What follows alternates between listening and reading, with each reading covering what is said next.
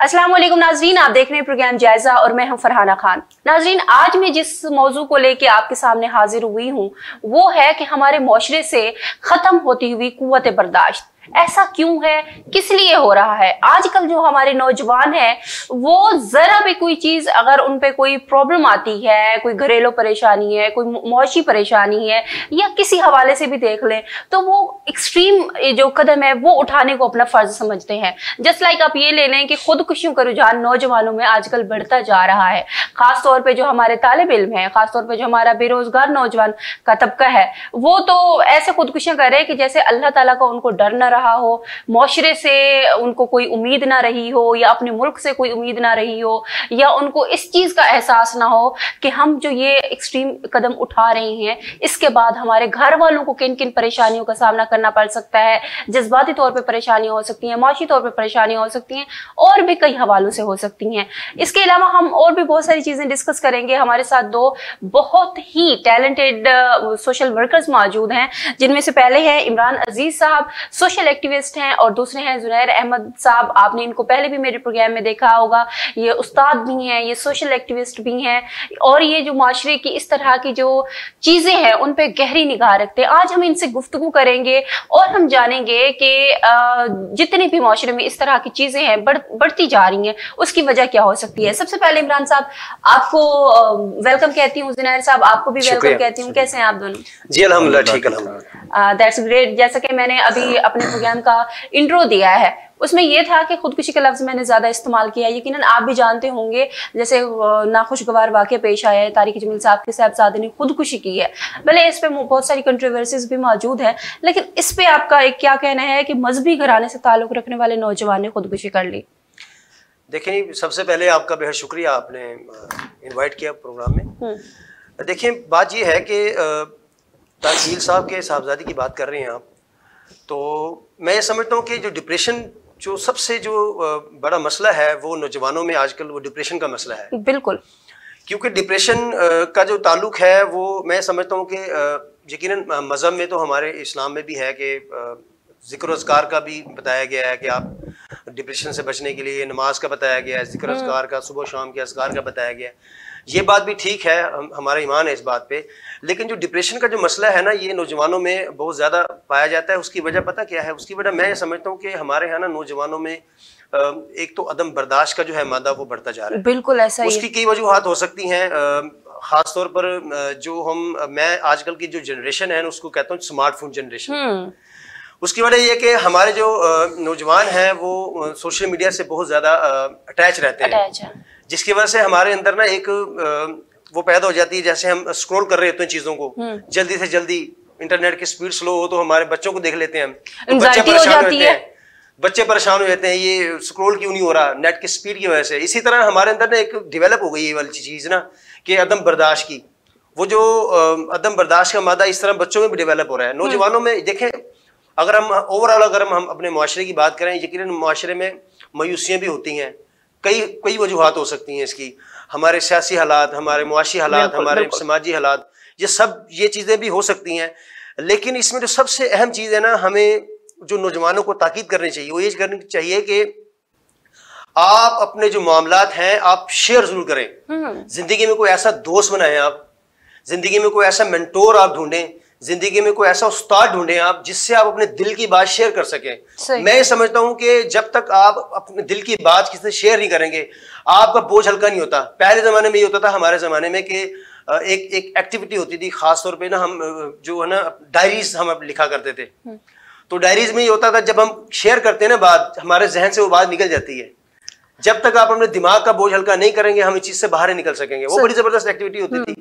आजकल लिखने का रुझान भी कम होता जा रहा है हमारे नौजवानों में, खत्म हो गया बिल्कुल। और इस तरह किताबें पढ़ने का रुझान भी बहुत कम होता जा रहा है। हमारे जमाने में जब हम स्टूडेंट थे तो इमरान सीरीज आती थी, बिल्कुल, तो इस तरह जो नावल आते थे, हमें लिखने का पढ़ने का शौक था हमें, जिसकी वजह से हम चीज़ों को फिर हमारे यहाँ ये था, हमें अल्हम्दुलिल्लाह सही वक्त पे ना एक अच्छा उस्ताद मिल जाए ना, आपको आपकी जिंदगी बदल देता है। बिल्कुल बिल्कुल, आपको सही ट्रैक पे जो बंदा लगा देना तो आपकी जिंदगी कई मसाइल।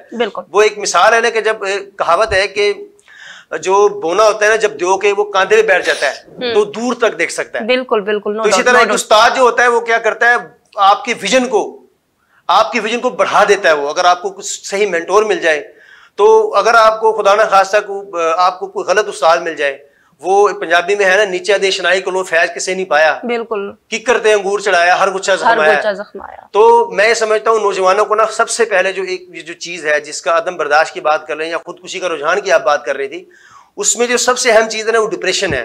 उसको कंट्रोल करने के लिए आप जो सबसे पहले चीज है ना, आप अपने इर्द गिर्द ऐसे दोस्तों को ढूंढे जो आपके खैर खां हैं, जिनसे आप बात करें तो आपके दिल का बोझ हल्का हो। आप अपने आप को हल्का महसूस करें। असातिज़ा ढूंढें आप अपने ऐसे जो आपके साथ मुखलिस हो, जो आपको गाइडलाइन ठीक दें। तो मैं समझता हूँ कि ये चीज़ दूर हो सकती है हमारे माशरे से, लेकिन सबसे पहले हमें खुद को देखना होगा। हमें जो बहुत ज़्यादा रुझान बढ़ता हुआ सोशल मीडिया की तरफ हम नौजवान जो जा रहे हैं, जो ज़्यादा इन एक्टिविटी में नशे की हद तक जो है ना वो इस चीज़ में इन्वॉल्व हो गए हैं, तो थोड़ा सा अपने आप को थोड़ा दूर करें, थोड़ा सा दूसरी एक्टिविटीज सोशल एक्टिविटीज़ में पार्टिसिपेट करें। हम क्रिकेट खेलें, हम फुटबॉल खेलें, आप जो है ना थोड़ा सा सोशल मीडिया से थोड़ा दूर हो। ये नहीं कि आप इस्तेमाल ना करें सोशल मीडिया, यकीनन उसमें आप बेशुमार आपको मवाद पड़ा है, आप पॉजिटिव चीजें भी ढूंढ सकते हैं। बिल्कुल बिल्कुल, इसमें कोई शक नहीं इमरान साहब कि हम खुद ही इंसान के अंदर होता है कि जब तक वो खुद पॉजिटिविटी नहीं देखेगा तब तक उसको मुआशरे से पॉजिटिविटी नजर भी नहीं आ सकती। ज़ुनैर साहब, बहसियत उस्ताद के मैं आपसे एक सवाल करना चाहूंगी कि तालिब इल्मों में बहुत ज्यादा रुझान बढ़ गया खुदकुशियों का। आप जब देखें जैसे ही रिजल्ट का जमाना आता है, एक मखसूस आता है, तो उसमें जो नौजवानों की अदम बर्दाश्त होती है वो इंतहा को होती है। थोड़ा सा दिल आजारी हो गई, एक दो नंबर्स कम आ गए, जाकर खुद कर ली, नहर में छलांग लगा ली या खुद को कोई तकलीफ दे दी, तो इसकी क्या वजह है? बहसियत उस्ताद की मैं आपसे ये सवाल पूछना चाहती हूं। अस्सलाम वालेकुम, बिस्मिल्लाहिर्रहमानिर्रहीम। मैं आपका क्वेश्चन बहुत अच्छा है। देखिए, इसमें एक जो सबसे बड़ी बात मैं बीइंग अ मुस्लिम मैं आपको कहूंगा कि ये दीन से दूरी। बिल्कुल बिल्कुल, नो डाउट। आप देखें, हम में से कितने लोग ऐसे हैं जिन्होंने सेल्फ डिस्कवरी पे फोकस किया है, यानी मेरी जात क्या है इस दुनिया में। आज हर मिनट में तकरीबन 250 बच्चा पैदा हो रहा है। डेली 3,60,000 बच्चे इंसान इस दुनिया में आ रहे हैं।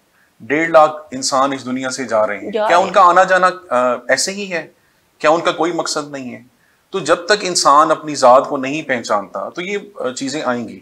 फिर सोशल मीडिया के आने की वजह से हुआ ये है कि हमारे अंदर एक कंपैरिजन और कंपटीशन का एक ना खत्म होने वाला सिलसिला शुरू हो। बिल्कुल होता ये है कि हम अपने ऊपर तो फोकस नहीं करते, यानी सेल्फ डेवलपमेंट तो हमारे अंदर है ही नहीं। लेकिन हम देखते क्या है कि मुसलसल हमने दूसरों के ऊपर निगाह रखी हुई है। अब मेरे नंबर अगर 500 आ गए, 510 आ गए, तो मुझे ये बर्दाश्त नहीं है कि उसके 521 क्यों है। तो ये चीज मेरे अंदर जो है, यानी ये कंपटीशन और ये कंपैरिजन जो है, वो जब तक मुआशरे में रहेगा तो तलबा के अंदर भी सबसे बड़ी जो बुराई ये पैदा हुई है वो यही चीज है कि मुसलसल आप दूसरों को देख रहे हैं। इसी तरह जब आप सोशल सेटअप में आते हैं, आप सोच लीजिए जब किसी को देखते हैं कि उसका पहनावा मुझसे अच्छा है, सही, तो अल्लाह ताला क्या कहता है? अल्लाह ताला कहता है कि मैंने जो आपको दिया, अगर आप उस पर शुक्र करेंगे तो मैं आपको उसमें मजीद अता करूंगा। लेकिन हमारे अंदर शुक्र का कलमा नहीं है। हम शुक्र नहीं कहते। हम क्या कहते हैं कि उसको इतना अच्छा क्यों मिला, मुझे क्यों, दूसरों के ऊपर बात क्यों आई, दूसरों की चीज आगे क्यों है। और दूसरा, सोशल मीडिया की वजह से जो अदम बर्दाश्त पैदा हुई है, मैं अक्सर पेरेंट्स से ये बात करता हूँ, मैं कहता हूँ आप जरा थोड़ा सा 5-10 साल पीछे जाएं, जब ये एंड्रॉयड मोबाइल नहीं होते थे, फीचर मोबाइल थे, उसमें जब आप किसी को टेक्स्ट मैसेज करते थे तो हमें नहीं पता होता था कि उसने रीड किया है या नहीं किया। अगर उसका मैसेज हमें 2 घंटे बाद भी आता था तो हम ओके करके या उसको एज इट इज बड़े एक स्मूथ अंदाज में उसको रिप्लाई करते थे। लेकिन आजकल तो मैं यही बात आपकी बात कर रहा हूँ जो आप कहना चाह रही हैं। तो with the invention of WhatsApp, Facebook, जो जितने भी ये सोशल प्लेटफॉर्म है हमारे पास, अच्छा, उससे एक चीज तो ये हुई है कि बिछड़े हुए मिले हैं। यानी मैं अगर बात करूं तो मेरे कई ऐसे दोस्त जो मुझसे 20-20 साल पहले मिले थे, हम खत्म हो गए, जिंदगी की दौड़ में एक दूसरे से जुदा हो गए, खत्म हो गए। तो इस सोशल मीडिया की वजह से हम दोबारा मिल गए। अब होता ये है कि जब हम किसी को टेक्स्ट मैसेज करता हूँ तो 1 टिक का मतलब होता है कि मैसेज मुझसे चला गया है, 2 टिक का मतलब है कि उसका नेट भी ऑन है। वो ब्लू हुआ और उसने मुझे रिप्लाई नहीं किया, मेरे अंदर एक तड़प शुरू हो गई है। अब मैं इस इंतजार में हूँ कि कब वो रिप्लाई देगा। अच्छा, अगर बहुत क्लोज है तो मैं 2-3 मैसेज उसी इंस्टेंट में करता हूँ, नहीं देना जवाब, तो उसी वक्त फौरन बाय गुड एवर खत्म, और मैं उसको अनफ्रेंड करके मैं उसको एग्जिट कर देता हूँ 1 मिनट के अंदर। उसकी वजह क्या है? तो यही है कि हम बर्दाश्त नहीं करते, यानी हमारे अंदर ये एहसास नहीं है कि दूसरा इस वक्त किस इमरजेंसी में है। बाद एक दफा मुझसे ऐसी गलती सरजद हुई तो मैंने जिंदगी में तौबा कर ली कि बगैर किसी वजह के मैंने ये काम नहीं करना। नेक्स्ट जिसको मैं दोस्त को मैसेज कर रहा था, मुझे भी इमरजेंसी थी, ठीक है, मैं उसका रिप्लाई फौरन मुझे चाहिए था उसकी वजह से। उसके फादर जो है वो क्रिटिकल कंडीशन में हॉस्पिटल में एडमिट थे, और वो उस वक्त आईसीयू में था जहां पे मोबाइल अलाउ नहीं होता, कि डॉक्टर ने कहा था कि साइलेंट कर दें, आप अभी मोबाइल यूज ना करें, और इंस्टेंट कुछ देर के बाद उनके फादर की डेथ हो गई। और वो इस ट्रॉमा के अंदर वो उसकी जो है वो सारी जो सिचुएशन थी, और मैं उस चीज को देख के और मुझे बाद में रोना भी आया, और मैंने तौबा की अल्लाह से कि मैं आज के बाद इस तरह की सिचुएशन में किसी को मैं नहीं डालूंगा या इस तरह की सिचुएशन में अपने आप को काबू करूंगा। तो ये चीज है कि आप कंपैरिजन करें, कंपटीशन करें, लेकिन खुद की आप डेवलपमेंट के ऊपर भी काम करें, क्योंकि जितना आप डेवलप होते जाएंगे वक्त के साथ साथ, जितना आप अपने आप को प्रोग्रेस करते जाएंगे, तो आपको अपने रिजल्ट मिलना शुरू हो जाएंगे। तो फिर अल्लाह का शुक्र अदा करते हैं, with the passage of time Allah Ta'ala आपको आगे बढ़ाएगा। यकीनन इसमें कोई डाउट नहीं है, लेकिन तालिब इल्मों के अंदर असातिज़ा क्या किरदार अदा कर सकते हैं उनको सब्र सिखाने के लिए? वैसे ये एक वो अंसर है, वो एक चीज़ है जो खुद से आती है, जो अगर इंसान खुद से करना चाहे अल्लाह ताला की तरफ से आती है, लेकिन उस्ताद गाइड तो कर सकते हैं कम से कम प्रॉपर, कि आप ये करें आपके लिए बेटर होगा।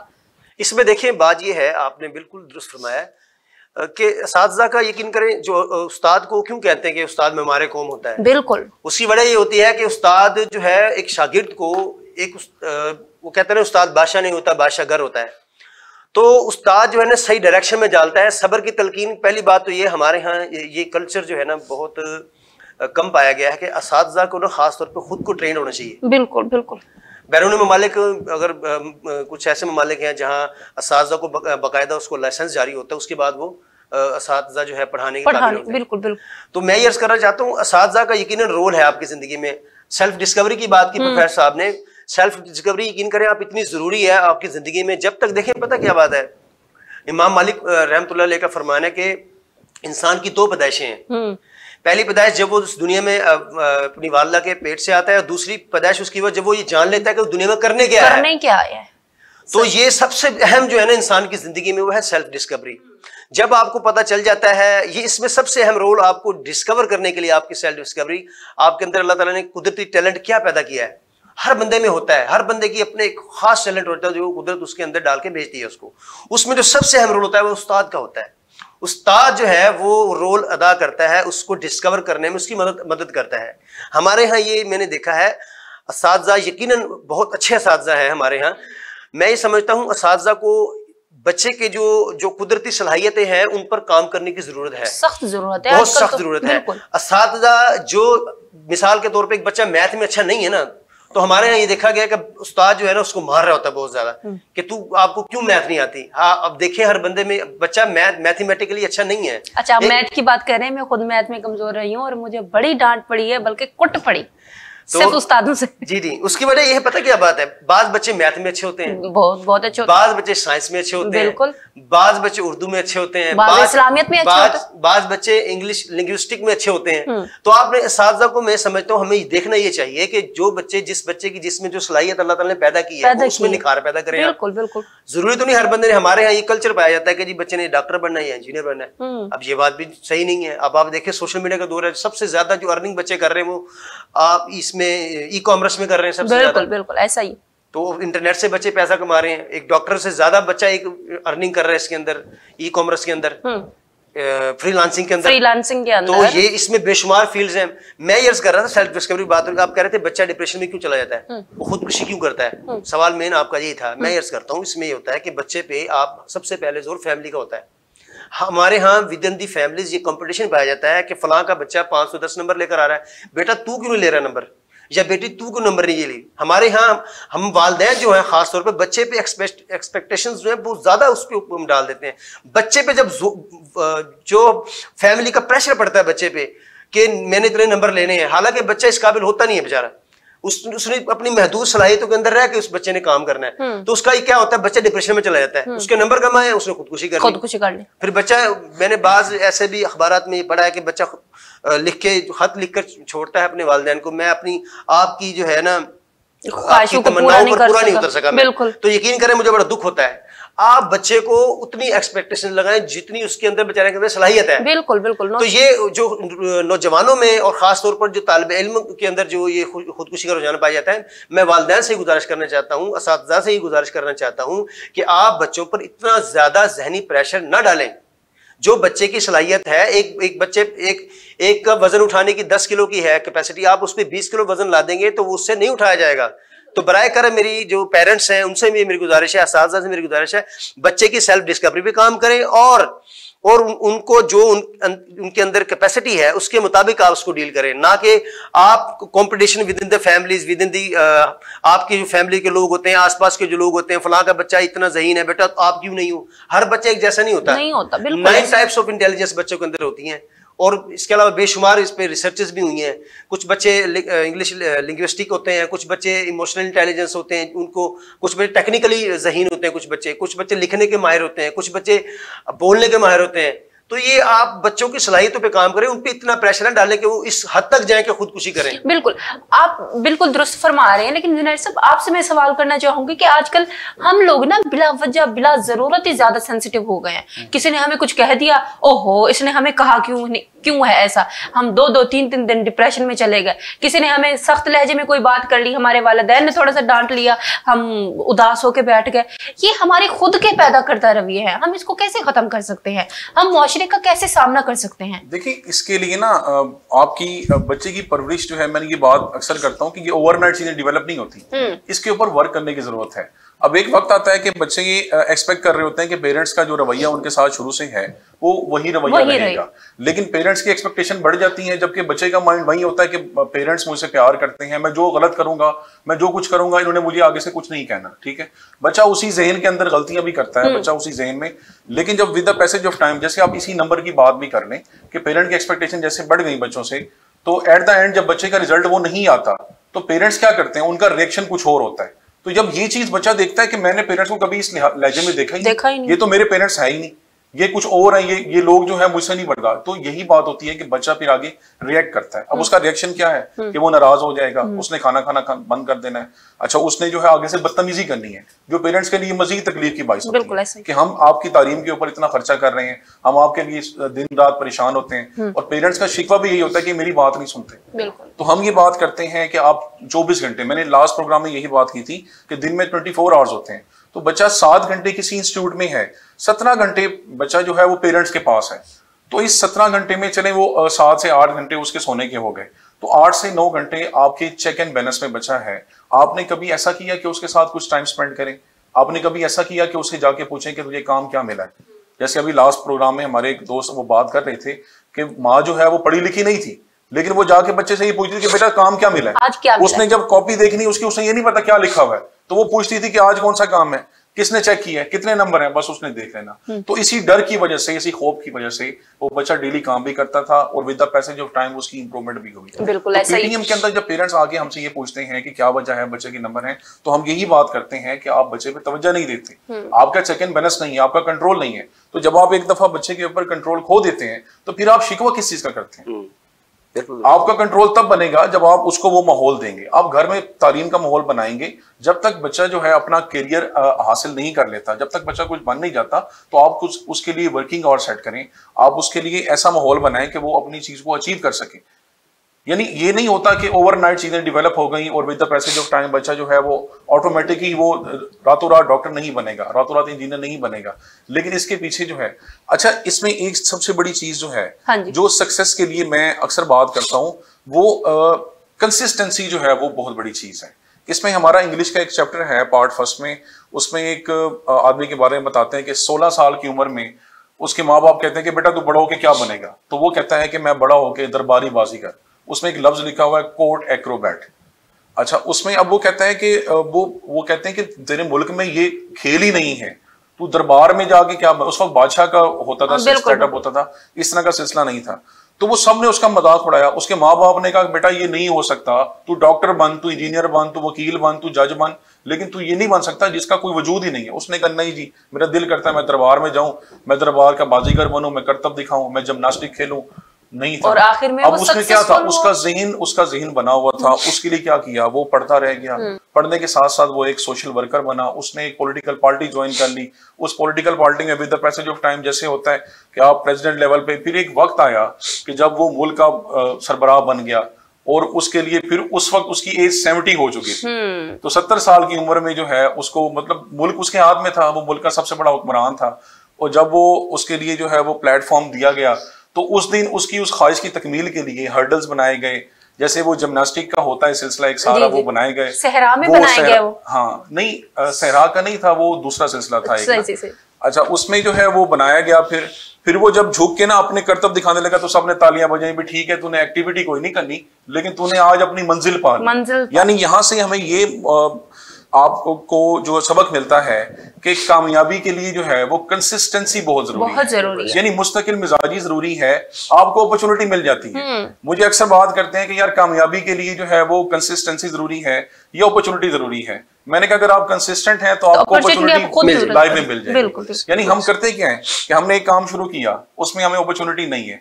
आजकल है ये कि आपने हर चीज को पैसे के साथ जोड़ दिया, यानी आपके लिए कामयाबी नाकामी का जो मयार है वो सिर्फ पैसा रह गया। जो ज्यादा पैसा अर्न कर रहा है हमारे लिहाज से वो कामयाब है, रिश्तेदार भी उसी के अच्छे हैं, ठीक है, लोग उसके साथ जो है वो अच्छा बर्ताव करते हैं। लेकिन जो ज्यादा मौशी लिहाज से बैकवर्ड है, अच्छा है वो, मतलब अच्छा है उस लिहाज से, इंटेलेक्चुअल भी है, बोलना भी आता है, करना भी आता है, लेकिन मौशी लिहाज से बैकवर्ड है, लोग उसको अच्छा नहीं समझते। तो ये कामयाबी का मयार हमने चेंज कर दिया है।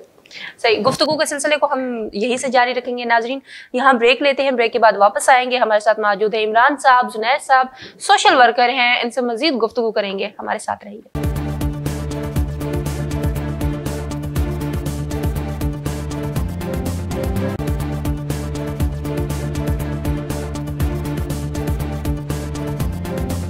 वेलकम बैक नाजरीन, आप देख रहे हैं प्रोग्राम जायजा और मैं आपके साथ फरहाना खान। नाजरीन, आज जो मेरे साथ पैनल में दोनों मेहमान मौजूद हैं, माशाल्लाह से दोनों सोशल एक्टिविस्ट हैं, एक निजी ऑर्गेनाइजेशन के साथ ये काम कर रहे हैं। लोगों के जितने भी मसाइल हैं भरपूर कोशिश करते हैं कि उसको अपने तरह से उसको ख़त्म किया जा सके। इमरान साहब हमारे साथ जो मौजूद है, स्पीकर भी हैं, मोटिवेशनल स्पीकर भी हैं। ये लोगों को जीने का हुनर भी सिखाते हैं, उनको हौसला भी देते हैं, उनको मदद भी फराहम करते हैं। साथ हमारे साथ जुनैद साहब मौजूद हैं जो कि उस्ताद हैं, जो कि हमारे मुस्तकबिल के मेहमान हैं, उनको तालीम के जेवर से आरास्ता कर रहे हैं। इमरान साहब आप बताइएगा, आप चूंकि मोटिवेशनल स्पीकर हैं, आप सोशल एक्टिविस्ट हैं, एक सोशल एक्टिविस्ट का क्या किरदार होता है माशरे में लोगों के को बेहतर करने के लिए, उनकी हेल्प करने के लिए, या उनके जितने भी प्रॉब्लम्स हैं उनको हेल्प आउट करने के लिए, उनको मॉरली, उनको इकोनॉमिकली किस तरह से वो हेल्प करता है? जी बहुत शुक्रिया आपका। देखिए इसमें ये है कि पहली बात तो ये है कि हर बंदा जो है हमारी सोसाइटी में जो बंदा रह रहा है, जो शख्स रह रहा है, सबसे पहले वो हमारी इस सोसाइटी का, हमारी इस मुआशरे का एक्टिव सिटीजन बने। वो बिल्कुल हर बंदे की एक जिम्मेदारी है। उसकी हम शुरुआत इस तरह कर लेते हैं कि हमारा हमसाया जो है ना वो भी हमारी एक जिम्मेदारी है। किस हवाले से? हमारा बेसिक इस्लाम की तालीमात ये है कि अगर आपका हमसाया भूखा सो रहा है तो आपको पूछ-गुछ होगी। तो बुनियादी तौर पे हर बंदा सोशल एक्टिविस्ट हो सकता है। ये जरूरी नहीं है इसके लिए कि आप कोई प्रोफेशनल तालीम ही हासिल करें, ठीक है। मैं ये समझता हूँ कि इसमें सोशल एक्टिविस्ट होने के लिए आपको सबसे पहले ना ये देखना कि आपके अंदर जज्बा होना चाहिए खिदमत करने का। आपको सोसाइटी को डिलीवर करने का आपके अंदर एक जज्बा होना चाहिए, आपका पैशन होना चाहिए कि लोगों की हम मदद कैसे कर सकते हैं। उसमें आप मॉरली सपोर्ट भी कर सकते हैं, उसमें आप फाइनेंशियल सपोर्ट भी कर सकते हैं, उसमें आप किसी इदारे के साथ मिलकर भी काम कर सकते हैं। तो बेशुमार हमारे यहाँ तंजीमें पाई जाती हैं जो कि बेहतरीन काम कर रही हैं, और जिनके साथ मिलके अगर आप खुद से अगर आप सोशल एक्टिविटी नहीं काम कर सकते, बहसियत आप अपना ज़्यादा वक्त नहीं दे सकते आप, तो आप किसी इदारे के साथ मिलके, जो क्रेडिबल इदारा है खास तौर पर, आपने क्रेडिबिलिटी चेक करनी है, वो इदारा शफाफियत से काम कर रहा है, सबसे पहले आपने ये देखना है। आप उसके साथ मिलके भी काम कर सकते हैं, आप अपना उसके लिए आप अपना टाइम वक़फ़ कर सकते हैं, आप उसके साथ अपनी जो सलाहियत अल्लाह ताला ने आपके अंदर पैदा की हैं आप वो उनके साथ सर्व कर सकते हैं। उसमें सबसे पहले आपने ये देखना है कि हर बंदा सोशल एक्टिविस्ट है। उसके अंदर देखें एहसास, मैं हमारे यूनिवर्सिटी में जब मैं पढ़ता था, मास्टर डिग्री कर रहा था सोशल वर्क के अंदर में, तो हमारे उस्ताद थे, वो कहते थे यार सोशल वर्क की तारीफ, सबसे मुख्तसर तारीफ बताइए आप। तो स्टूडेंट से वो सवाल किया करते थे, तो मुझसे पूछा कि उस्ताद ने कि बताइए कि सोशल वर्क की जो मुख्तसर तरीन तारीफ है वो क्या हो सकती है। मुख्तलिफ दोस्त अहबाब ने मुख्तलिफ जवाब दिए। मैंने कहा सर सबसे मेरा जो इसका जवाब है वो ये है, सबसे जो मुख्तसर तरीन डेफिनेशन वो है एहसास। एहसास, अगर आपके अंदर एहसास पाया जाता है तो आप सोशल वर्कर हैं, आप सोशल एक्टिविस्ट हैं। अगर आपके अंदर एहसास का मादा पाया जाता है तो इसमें कोई खास बात नहीं है कि इसमें कि आप सोशल एक्टिविस्ट कैसे बन सकते हैं। आपके अंदर हमारे इस्लाम की तालीमात भी यही है, हमारे इस्लाम को बुनियादी फलसफा भी यही है कि आपने लोगों की मदद करनी है। बिल्कुल। तो ये मैं समझता हूँ हर बंदा सोशल एक्टिविस्ट बन सकता है, हर बंदा सोशल वर्कर बन सकता है। समाजी खिदमत के लिए हर बंदा अपना तौर पर काम कर सकता है। No doubt, no doubt. Junair साहब, आप बताइएगा कि आजकल हमारे यहाँ हर दूसरा बंदा सोशल एक्टिविस्ट है, हर दूसरा बंदा मोटिवेशनल स्पीकर है, अपनी तरफ से वो माशरे को पॉजिटिविटी फैलाने के लिए भरपूर कोशिश कर रहा है। लेकिन उसके बावजूद भी, जैसे हम ब्रेक से पहले गुफ्तगू कर रहे थे, कि अदमे बर्दाश्त बढ़ता जा रहा है, कोई बर्दाश्त नहीं रहा, कोई एतमाद नहीं रहा, कोई दर्द दिल या कोई जज्बा नहीं रहा। ये क्या वजह हो सकती है? या तो हम उस तरह से डिलीवर नहीं कर रहे, या जो आगे रिसीवर है वो उस तरह से रिसीव नहीं कर पा रहे। मैं आपको एक बात बताऊं, ये जो मोटिवेशनल स्पीकर होता ये है कि जब आप उस मोटिवेशनल स्पीकर की महफिल में बैठते हैं, आप उसकी बात सुन रहे होते हैं, एट दैट टाइम आपके माइंड में जो है वो ऐसे लगता है कि कोई ना एक क्रिएटिविटी पैदा हो रही है कि जो ये सामने वाला बात कर रहा है बस मैं उठूं और ये काम कर दूं उसी वक्त वो खत्म होता है। लेकिन होता ये है, इसके पीछे रियलिटी क्या होती है, जब आप आके उस अपॉर्चुनिटीज को देखते हैं कि मैं तो ये नहीं कर सकता, फिर आपके अंदर क्या होती है, वो डिस्पैरिटी क्रिएट होती है, आपके अंदर जो है वो मायूसी क्रिएट होती है, ठीक है। और वो खुदकुशियों की सबसे बड़ी वजह ये है कि बार बार ट्राई करने के बावजूद आप वो मकाम अचीव नहीं कर पाते। अच्छा, दूसरी चीज, भट्टी रटाई बातों से कोई सोशल स्पीकर नहीं बनता, सीधी सी बात है। देखिए, आपका जो फील्ड ऑफ इंटरेस्ट है, ठीक है, आप उसको बेस्ट कर सकते हैं। जैसे मैं बीइंग अ टीचर जो है, मेरा जो है वो फील्ड ऑफ इंटरेस्ट जो है वो स्टूडेंट्स के ऊपर है, मेरा इम्पैक्ट जो है वो स्टूडेंट पे ज्यादा है। मैं अगर आके मैं पब्लिक स्पीकिंग में मैं लोगों को कहूँ तो लोग मेरी बात उतनी नहीं सुनेंगे, स्टूडेंट मेरी बात सुने। बिल्कुल, क्योंकि स्टूडेंट के माइंड में 50% मेरा ऐसा कोई इमेज क्रिएट हुआ है कि ये टीचर हैं, ये हमारी बेहतरी के लिए आते हैं, ये हमें पढ़ाते हैं। तो 50% मैंने खुद उनके अंदर वो बात बिठानी है कि वाकई मैं जो हूँ आपकी बेहतरी के लिए काम कर रहा हूँ, ठीक है। तो with the passage of time, अगर वो टीचर है, अगर वो उसमें सोशल एक्टिविटीज है, अगर वो आप ये देख लें कि वो उसमें क्या बात ये कर रहे थे, हम अदम एतमाद की बात कर रहे हैं, पब्लिक स्पीकर है, मतलब उसमें मोटिवेशनल स्पीकर है, व्हाटएवर कुछ भी है, ठीक है। तो with the passage of time उसको अपनी क्रेडिबिलिटी इंक्रीज करनी चाहिए। जैसे आप ये देखें कि हमारे पाकिस्तान में 2-4 लोग ही, मोटिवेशनल स्पीकर तो हर बंदा है, लेकिन क्रेडिबल जो है वो 2-4 हैं, ठीक है ना। तो उनको लोग सुनते हैं। मतलब क्रेडिबिलिटी कैसे क्रिएट होती है, मैं आपकी बात को काट रहा हूँ। तो क्रेडिबिलिटी कैसे क्रिएट होती है कि जो बात आप कर रहे हैं आप भी उसमें अमल करके दिखाएं। तो बीइंग अ टीचर मैं अगर स्टूडेंट को कहता हूँ कि आपने ये काम करना है, तो जब स्टूडेंट मुझे कहेगा कि यार आप तो मुझे मना कर रहे हैं इस काम को करने के लिए, तो आप खुद वही काम करें। अच्छा, माजरत के साथ आप दोनों से, आपने जिन 2-3 लोगों का नाम लिया है, मैं उनकी ही बात करूंगी, नाम मैं किसी का नहीं लूंगी। हमारे सामने वो कुछ और हैं, अपनी वीडियोस में हमें वो कुछ और डिलीवर कर रहे हैं, अपने लेक्चर्स में हमें कुछ और डिलीवर कर रहे हैं, लेकिन बाज़ औक़ात उनकी कुछ ऐसी चीजें आती हैं जो हमने अपने दिमाग में परसेप्शन बनाई थी, वो छनाके से टूट जाती है। तो फिर ना तो उनको सुनने को दिल करता है, ना जो उन्होंने बताया था वो करने को दिल करता है, और ना दोबारा किसी पे एतमाद करने को दिल करता है। ये भी बहुत बड़ी रीजन है। देखिए, कंट्रोवर्सीज जो है वो सबके साथ, ठीक है। आप जो इमेज आपने क्रिएट किया है, होता ये है कि इस्लाम भी ये कहता है कि क्या आपको जहां से खैर मिलती है आप खैर ले लें, तो जो शर का मामला है आप उसको छोड़ दें, ठीक है। तो आप ये देखें कि उनका पॉजिटिव इमेज क्या है। तो बात ये है कि जब कोई मशहूर होता है, हमारा एक फी जमाना जो सिलसिला ये बन गया है कि जो मशहूर होता है फिर उसकी कोई ना कोई ऐसी कोई वीडियो कोई स्कैंडल आ जाता है कि उसका वो सारा इमेज जो है, यानी हम लोग ये भी बर्दाश्त नहीं करते कि कोई जो है वो इतना इम्पैक्टेबल जो है वो शख्सियत बन जाए। तो उसकी कोई ऐसी वीडियो या इमेज कोई ऐसी चीज आ जाती है स्कैंडल के, वो फौरन ही उसका सारा इमेज जो है वो खत्म। रिसेंटली 1-2 हुआ है हमारे साथ, बिल्कुल मैं नाम नहीं लूंगा, लेकिन आपको पता है उस चीज। बिल्कुल ऐसा ही है उसमें। जी बोले, सवाल आप उसमें कुछ ऐड करना। अच्छा, इसमें मैं ये ऐड करना चाहूंगा, प्रोफेसर साहब ने ठीक फरमाया है। इसमें देखें, पता क्या बात है, पहली बात तो है, अगर मोटिवेशन की अगर बात करें ना हम, तो हम पहली बात है कि हम ऑल टाइम मोटिवेट नहीं रह सकते, क्योंकि वो आर ह्यूमन बीइंग्स, हम रोबोट्स नहीं है। तो अगर हम जैसे प्रोफेसर फरमाया कि किसी की हम अगर मोटिवेशनल स्पीकर की बात सुनते हैं तो हम फौरी तौर पे हम उसी वक्त तो है हमारे अंदर एनर्जी पैदा होती है हमारे अंदर कि हम ये कर देंगे हम।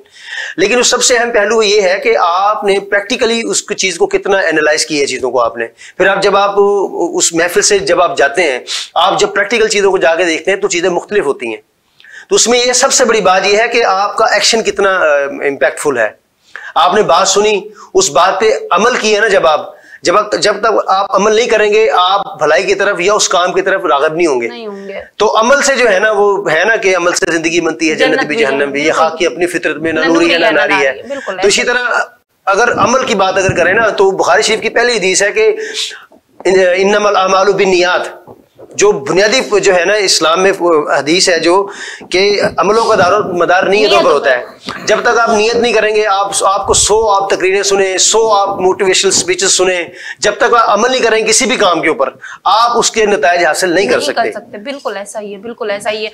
हम दोनों माशाल्लाह से बहुत अच्छी गुफ्तगू फरमा रहे हैं। इमरान साहब, मैं आपसे पूछना चाहूंगी कि बहैसियत सोशल वर्कर के माशाल्लाह से आप बहुत अच्छा काम कर रहे हैं हमारी सोसाइटी के लिए, एक निजी ऑर्गेनाइजेशन के साथ भी आप जुड़े हुए हैं। किस तरह से लोगों आपसे राब्ता कर सकते हैं, या किस तरह से आप उन तक पहुंचते हैं उनकी हेल्प आउट करने के लिए, कोई है? जी, इसमें देखें हमारे मुआशरे, अगर हम देखें ना हमारे मुआशरे में बदकिस्मती से मसाइल बहुत ज्यादा है हमारे मुआशरे में। हमारे यहाँ लोग मुआशी मसाइल का शिकार हैं, हमारे यहाँ लोग जो है समाजी मसाइल का शिकार है, हमारे यहाँ लोग नफ्सियाती मसाइल का शिकार हैं। हमारे यहाँ हर बंदा, आप देखें सड़कों पर जब आप जाते हैं या ट्रैवलिंग कर रहे होते हैं, आप लोगों के चेहरे पड़े, आप यकीन करें आपको महसूस होगा कि ये बंदा किसी न किसी टेंशन में का शिकार है। तो आप ये देखें, सबसे पहले ये हम तो एक सिस्टमेटिकली चीजों को हम देख रहे होते हैं। हम तो पूरा एक रिसर्च करने के बाद जो है, हम जब जिस ऑर्गेनाइजेशन में मैं काम कर रहा हूँ, हम पूरी रिसर्च के बाद जो है चीजों को देखते हैं। हम प्रोजेक्ट लॉन्च करते हैं, हम रिसर्च करते हैं। अगर हमें स्कूल पर काम करना है तो हम उस इलाके में, मखसूस इलाके में हम रिसर्च करेंगे, वहां की बुनियादी जरूरतों को देखेंगे। हम तो पूरा सिस्टमेटिकली चीजों को देख रहे होते हैं। बाकी रही बात अगर बहसियत मुस्लिम, बहसियत एक समाजी कारकुन या बहसियत एक्टिव सिटीजन, आपकी जिम्मेदारी ये है। इशफाक अहमद साहब फरमाया करते थे कि पाकिस्तान में हर बंदे को एक कांधे की जरूरत है। तो आप कुछ नहीं कर सकते, किसी की बात सुन लें आप, किसी का कांधा बन जाए आप। तो इसमें जो है ना सबसे जरूरी है कि हर बंदा जो है सोशल एक्टिविस्ट बन सकता है, हर बंदा समाजी कारकुन बन सकता है, हर बंदा एक्टिव सिटीजन बन सकता है। वो किस तरह बन सकता है? वो अपने इर्द गिर्द लोगों को देखे, किसी का दुख दर्द में शरीक हो जाए, किसी का दर्द बांट ले, तो किसी का कांधा बन जाए, तो किसी की प्रॉब्लम सुन के अगर हल नहीं कर सकता, कम से कम उसको तसल्ली तो दे सकते हैं। अगर आप उसके लिए फाइनेंशियली कुछ नहीं कर सकते, तो ये इस तरह मुआशरे का दर्द कम हो जाएगा। इस तरह मुआशरे में फैली हुई जो बुराइयां हैं, बुराई की जड़ भी कोई ना कोई मुआशी प्रॉब्लम हो सकती है। अगर कोई बंदा चोरी कर रहा होता है, जरूरी नहीं कोई प्रोफेशनल चोर है, उसके पीछे अगर मुहर्रकात अगर आप देखें तो ये भी हो सकता है कि शायद उसको कोई मजबूरी हो। अब फैसलाबाद में का वाकया हुआ था, तो एक बच्चे को पकड़ लिया, तो वो आटा चुराते हुए पकड़ा गया, लोगों ने उसको पकड़ के मारा। लेकिन मैं समझता हूँ वो कहता है मुझे 2 किलो आटा दे दो। ये हमारे मुआशरे की कहानी है ना।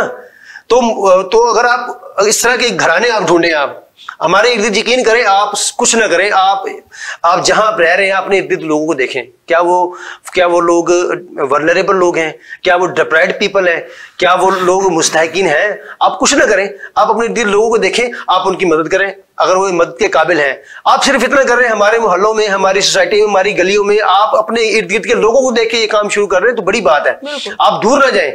ये आपके इर्द गिर्द ऐसी कहानी होती है, आप सिर्फ जाके आपको देखना होता है कि ये लोग वाकई परेशानी का शिकार हैं, आप उनका कांधा बन जाएं। अगर आप फाइनेंशियली सपोर्ट कर सकते हैं, आप करें उनको सपोर्ट। अगर आप उनका दुख दर्द में शरीक हो सकते हैं, आप उनको मॉरली सपोर्ट भी कर सकते हैं आप।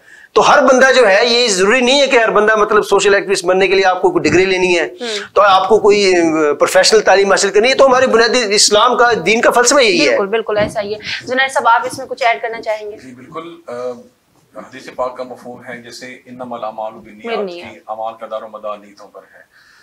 देखिए कहने का मतलब है इसकी ना, मैं थोड़ा सा आपको बैकग्राउंड बताऊंगा कि हमने ये जो जिस तंजीम की बात कर रहे हैं, ये सिलसिला कहाँ शुरू हुआ। कोरोना का स्टार्ट था बिल्कुल, और जैसे ही लॉकडाउन स्टार्ट हुआ तो विद इन फ्यू डेज हमें ये बातें मौसूल होना शुरू हुई हमारे कुछ करीबी जरियों से कि हमारे कुछ ऐसे लोग हमारे माइंड में हैं या हमारी नज़र में हैं, उनका कारोबार बंद हो गया। यानी जैसे ही कोरोना स्टार्ट हुआ है ना, तो उनकी जॉब खत्म हो गई है और वो 1-1.5 महीने से घर बैठे हैं, उनके पास खाने कुछ नहीं है। हैं। तो कुछ दोस्तों ने मिलके आपस में कंट्रीब्यूट करके कुछ राशन जो है वो पैक्स बनवाए और उनके जो कहे गए थे जिन्होंने कहा था, यानी हमने वो एक क्रेडिबल जरिए से हमें पता लगा और हम उनके पास गए, हमने उन तक वो राशन पहुंचाए। अच्छा, ऐसा हुआ कि अगर हमने शुरू में 10 राशन दिए तो बिलीव करें कि विद इन 1 वीक हमारे पास 100 राशन के पैसे इकट्ठे हो गए। यानी हमने ये पोस्ट एक जगह पे लगाई, हमारा एक ग्रुप है, स्टडी ग्रुप के नाम से व्हाट्सएप ग्रुप है, हमने वहाँ ही पोस्ट लगाई कि ऐसा सिलसिला था, हमने लगाया। तो बिलीव करिए एक अकाउंट में दोस्त हमारे हैं, मतलब जो इनके सरबराह भी हैं इस ऑर्गेनाइजेशन के, और सोशल एक्टिविटीज भी हैं, मोटिवेशनल स्पीकर भी हैं वो। तो उन्होंने जो है उनके अकाउंट में वो 100 राशन के, उन्होंने वो 100 राशन भी सब दोस्तों का कि देखिए बात ही है कि इस वक्त सेटअप सोशल तमाम खराब है। अब हम इसको अगर बांटने खड़े होंगे तो मुल्तान की आबादी तकरीबन 50 लाख से ऊपर है, 50-60 लाख, तो हम किस किस को देंगे? तो आप ऐसा करें, अपने करीबी हर दोस्त को 5 अपने करीबी ऐसे अफराद ढूंढे जो वाकई मुस्तहिक हों, हम उन तक जाके ये पहुंचाएं। आप बिलीव करें कि 3 से 4 साल में वो राशन का सिलसिला शुरू होता हुआ आज एक मतलब मल्टी प्रोजेक्ट जो है वो सिलसिला बन चुका है। यानी आप ये देखिए कि हमारे पास कोई औरतें ऐसी आती हैं, वो कहती हैं कि हमें काम आता है लेकिन हमारे पास जो है वो कोई मशीन नहीं है। हम उनको सिलाई मशीनें लेके देते हैं कि आप घर बैठ के आप उसके ऊपर काम करके ये अपना रोजगार जरिया बनाएं। लेटेस्ट पिछले दिनों एक सेक्रेटरी साहब हैं, उन्होंने एक हमें बताया कि मुझसे मांगने आता है वो हर हफ्ते 500,000 2,000 मैं उसको दे देता हूँ। तो कोई ऐसा सिलसिला बन जाए कि उसका आप जो है, मैं मतलब परेशान होता हूँ और मैं उसकी हालत देख के मुझे दुख भी आता है, आप कोई ऐसा सिलसिला शुरू कर दें कि ये चीज जो है खत्म कर दें, मांगना खत्म कर दें। तो जब वो आया तो हमारे वो जो डायरेक्टर साहब हैं उन्होंने उससे पूछा कि तुम्हारा काम क्या था, तुम ये मांगने के अलावा कोई काम नहीं करते? उसने कहा मुझे तकरीबन 10-12 साल हो गए, मेरी मतलब फ्रूट की रेडी होती थी, वो टूट गई, मैं लोगों से मांग मांग के थक गया, उसके ऊपर उस वक्त 2-3 हज़ार खर्चा आता था, मुझे किसी ने नहीं दिया, तो वो खराब हो गई, वो खत्म हो गई और उसके साथ फिर मैंने मांगना शुरू कर दिया। उन्होंने कहा कि अगर अब तुझे फ्रूट की रेडी बना दे तो क्या तू वो काम शुरू कर देगा दोबारा? उसने कहा ठीक है। आप बिलीव करें तकरीबन कोई 30 से 35 हज़ार खर्चा आया, उसको हमने रेडी बनवा के दी, उसके वो जो बार्स होते हैं, वो जो वेट होते हैं, हमने वो लेके दिए, उसको जो तराजू लेके दिया और उसको फ्रूट के लिए पैसे दिए। और बिलीव करें कि वो जो शख्स फिर कुछ दिन बाद जो है वहां से गुजरे और वो लिपट कर रो पड़ा, यकीन करें। यानी उसकी वो जो हालत थी ना कि वो शुक्र का अंदाज, और वो कहने, और वो उसने ना साफ सुथरे कपड़े पहन के, उसके घर वाले बताते हैं कि वो रोज ऐसे मैला गुजाला उठ के चला जाता था, लेकिन जिस दिन उसने पहले दिन काम शुरू किया वो सुबह उठ के उसने कपड़े रात धो के रखे, सुबह उसने प्रेस करके जो भी था नहा धो के गया कि आज से मैंने काम शुरू करना। अच्छा, ऐसे ही था कोरोना के दौरान भी। अब लॉकडाउन में क्या था कि सोशल आप जो है वो डिस्टेंस क्रिएट करें, ये कोरोना है। अच्छा, मैं जाती तौर पे मैं 2-3 घरों में देने के लिए गया क्योंकि हमें वेरिफिकेशन रिक्वायर्ड होती थी। अब वहां पे देने के लिए गया तो एक घर का जैसे दरवाजा खटखटाया तो अंदर से बाबा जी की आवाज है कि घर कोई नहीं है, आप अंदर आ जाओ। और हमें ऐसे ही कहा गया था कि इस घर में जो है वो बाबा जी हैं या उनकी बेटी है, बेटी कहीं गई हुई थी, वो अकेले थे, उन्होंने कहा अंदर आ जाओ। अब वो बाबा जी खांस भी रहे थे, उनकी हालत भी खराब थी। अब उस वक्त आपको पता है कि खांसी जो भी होता था उससे हम 2 मील दूर भागते थे कि हो सकता है इसको कोरोना हो। मैं अब डरते अंदर चला गया, बाइक पे मेरे पास राशन था, मैं अंदर चला गया। मैंने बाबा से पूछा कि मेरे पास आईडी कार्ड था उनका, मैंने उनसे पूछा कि आपका ये नाम है? उन्होंने कहा हाँ जी मैं हूँ। अच्छा, फिर मैंने उन्हें बताया कि आपने किसी को कहा था राशन के लिए? मैंने कहा हाँ जी। मैंने उनको वो राशन डिलीवर किया। आप बिलीव करें कि वो उठ के मुझसे लिपट गए और इतना जैसे वो ज़ारो कतार एक शुक्राना होता है ना उनके लबों के ऊपर। और मुझे भी नहीं ख्याल रहा, मैंने कहा यार कोरोना होता है तो हो जाए, अगर यहाँ अगर मौत लिखी है तो हो जाए। यानी इसकी इस खुशी के ऊपर अल्लाह ने जो अता की है ना, तो उसका कोई नेवल बदल नहीं है। तो सोशल वर्क करने वाले एक चीज ज़हन में रखें कि अल्लाह ताला उनका अपना सेटअप भी बेहतर करता है। यानी हमारे उस्ताद हैं, हम दोनों की कॉमन उस्ताद हैं, वो अक्सर कहते हैं कि जो करम याफ्ता, यानी सोशल वर्कर जो है आम बंदा नहीं होता, वो करम याफ्ता लोग होते हैं। और करम याफ्ता लोगों का दर्जन 13 का होता है। हमें ये बात पहले नहीं समझ आई। उसकी वजह ये है कि वो हर काम में ज्यादा बढ़ के देते हैं। सही। यानी जो आपके पास है आप कुछ ना करें, आपके पास जो एक्स्ट्रा अल्लाह ने दिए ना आप उसको बांटे लोगों में। चाहे आप किसी ओहदे पे बैठ के दे रहे हैं, चाहे आपके पास खाना एक्स्ट्रा है आप वो दे रहे हैं, अल्लाह ताला आपको फिर उस रिस्क में लोगों के लिए जो है वो मदद फरमाए। बहुत शुक्रिया आप दोनों ने हमें ज्वाइन किया। आप कुछ ऐड करना चाह रहे हैं? हाँ, इसमें बातें तो बड़ी हैं, मतलब फिर कभी कर लेंगे प्रोग्राम। फिलहाल एक सवाल जो है ना इसमें मैं ऐड करना चाहूंगा। हमें बाद लोग ना हमें सवाल करते हैं कि जी आप ना सस्टेनेबल डेवलपमेंट नहीं कर रहे हैं, आप लोगों को भिखारी बना रहे हैं। ये बड़ा सवाल है जो मैं ज्यादा हमसे पूछा जाता है, तो इसीलिए मैं ऐड करना चाह रहा था आपकी जैसे सर। उसमें जो है ना सस्टेनेबल डेवलपमेंट पे जो है ना काम भी हम कर रहे हैं। हमें सबसे ज्यादा सवाल जो है ना बड़े बड़े लोग, हमारा जो काम है ना वो बड़े बड़े लोग भी देख रहे हैं, जो बड़ी बड़ी ऑर्गेनाइजेशंस हैं पाकिस्तान के, क्योंकि हम सोशल मीडिया पे बड़े एक्टिव हैं अल्हम्दुलिल्लाह। तो हमारा लोग ना पूरी दुनिया के लोग देखते हैं जो इस शोबे से वाबस्ता है। तो हमें एक बात ऐड करूंगा, हमारा कोई मतलब उसमें कोई पब्लिक सेक्टर की हमारी कंट्रीब्यूशन नहीं है। हमारी प्राइवेट जितने भी हमारे कंट्रीब्यूटर हैं जो उसमें ऐड है वही कंट्रीब्यूट करते हैं, यानी हमें कोई बैरूनी इमदाद नहीं। हम जैसे मेरी degree master degree social work में अल्हम्दुलिल्लाह, तो मैंने डिफरेंट ऑर्गेनाइजेशंस के साथ काम करने का भी मेरा तजर्बा रहा है। तो जो सर्विस बेस्ड ऑर्गेनाइजेशंस होती है ना वो खुद से कर रही होती है जनरेट अपना फंड्स वगैरह। ये ऐसा नहीं जैसे ये रिकॉर्ड ना कीजिएगा यूएसएड की मदद आ गई कोई आपने अपना फॉरेन फंडिंग से आप काम कर रहे हैं, ऐसा नहीं है। जो ये सर्विस बेस्ड ऑर्गेनाइजेशन, हाँ मैं ये सवाल मेरा जो सबसे ज्यादा सवाल हमसे पूछा जाता है उसका जवाब देना चाहता हूँ। उसमें यह कि आप सस्टेनेबल डेवलपमेंट, आप लोगों को भिखारी बना रहे हैं, आप सस्टेनेबल डेवलपमेंट पे काम नहीं कर रहे हैं। आपको चाहिए आप लोगों को हुनर दें आप। तो इसका जो सबसे बड़ा जवाब जो है ना, उसका सबसे अच्छा जवाब ये है कि हम जो है ना, जो सबसे ज्यादा हमें महसूस होता है ना कि जब हम रिसर्च कर रहे होते हैं, जब हम घरों को जाकर देख रहे होते हैं, उनमें कुछ फैमिलीज ऐसी हैं कि जो हमारे राशन पे चल रही है पूरा मंथ उनका, उनका कोई कमाने वाला नहीं है। एक फैमिली ऐसी है जो बिल्कुल माजूर है, मियां भी वो माजूर है, हम उनकी जाके मदद करते हैं, हम उनको राशन तकसीम देते हैं तो उनका पूरा घर चलता है।